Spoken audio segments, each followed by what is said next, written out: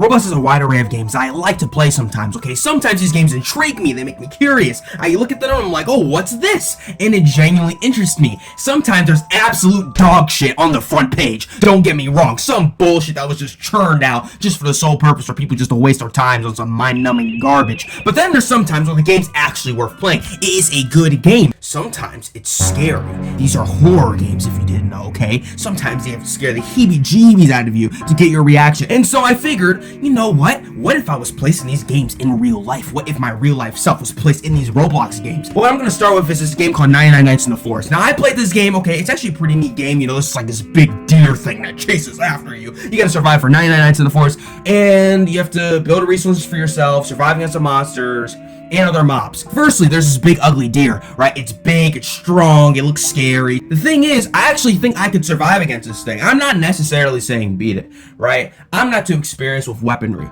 okay? I'm not, I don't know how to throw a spear properly. I don't know how to use knives and whatever the fuck else, but I am very athletic. I'm an athletic person, okay? And they don't run very fast. You could be in the Roblox game, and you're just walking, and this thing can't even keep up with you. But, I think I'm very confident that I can run a lot faster than these Roblox players, especially if this is my real life self in this game. These characters walk at a set speed, but given that it's my actual physical self, that means my current stats, my buffs, get applied in this context. And so because of that, I think I can outrun this thing. I can outrun it, and it's scared of the light. All you gotta do is just be around light.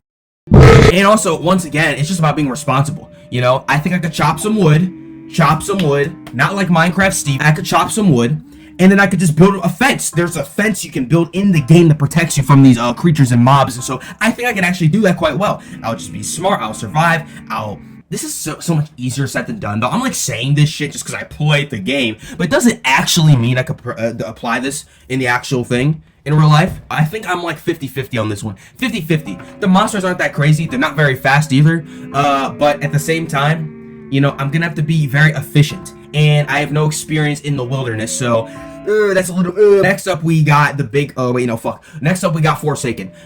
This game it's actually not that bad. I came into it being like, oh, there's a spawnism bullshit, from a few months ago, where these people were worshiping a fucking spawn point symbol.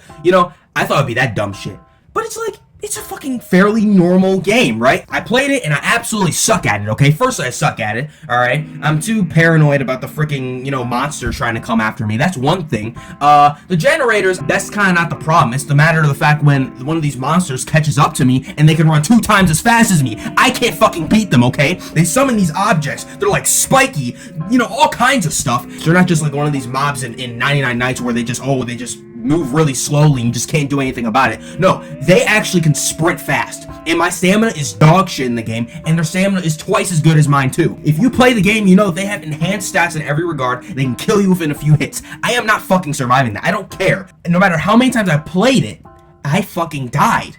Every single time. So what makes me think in real life my odds are gonna be any better? Alright?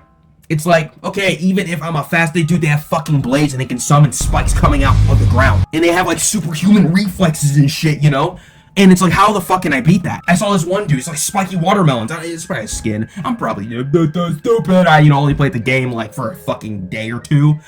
But, it's like, so maybe it's not a maybe it's just a skin, but it's this dude, his spiky watermelons are popping out the ground. He's like a watermelon, dude. I'm like, what the fuck? Like, dude, a fucking watermelon can kill you in this game. Alright, I have no business even thinking I can beat this, okay? And there's a bunch of other ones. They have their own traits and skills. It's a lot of fucking shit. My odds, I think, are virtually in the negatives. I would actually go that far to say it, okay? Especially if I had a team. If it's myself, then I'm just fucked. I'm eternally fucked. And then next up is this game called The Big Cheese, right? And it's this one thing where this giant, fat, fucking ugly mouse chases you around in a cheese maze. And you gotta get out of it. You have to find these keys. You have to collect some cheese. Dude, I'm gonna be honest. I think I'm winning this shit like 10 times out of 10, okay? Because here's the thing, right? The rat, again, we're going off of these characters' set speeds. I can run a lot. Trust me, I can run a lot faster than these Roblox characters in most of these games. The rat isn't that fast. It's big, okay, and the game's pretty easy. You just collect some cheese, blah blah blah. Not only that, I was just thinking, I don't know if this counts or not,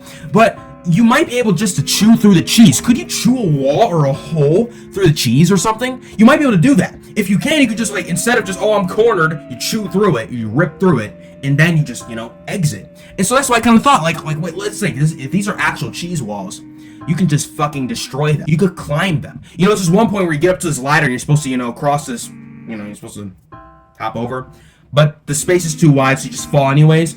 Oh, you might fall to your death. You just grab onto the squishy cheese. It's like you could grab onto it, eat it, maybe grip onto it, use it as a climbing material of some sort. You know, this will be a lot easier to accomplish than most people think. It's a giant rat, but it's not very fast. It's not very mobile. It's just a fat, fucking disgusting rodent. And I think honestly, you know, I think I like my odds in that one.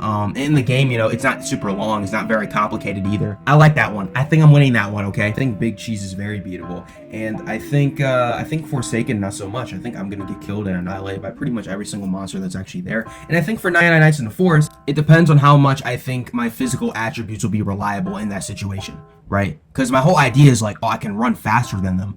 That might not matter if I don't know how to fucking cook food properly, okay? I don't know how to build this. There's like a cute little crafting table in the game. It doesn't mean I'm gonna be able to just build shit and pull things out my ass, okay? This is real life me we're talking about, okay? And so I think I want to say that I have a 50-50 chance when it comes to 99 Nights in the Forest. Big Cheese, absolutely, definitely. No fucking giant mouse with moaning sounds is gonna kill me, and I just wouldn't let that happen. And then Forsaken, I'm just fucking dead.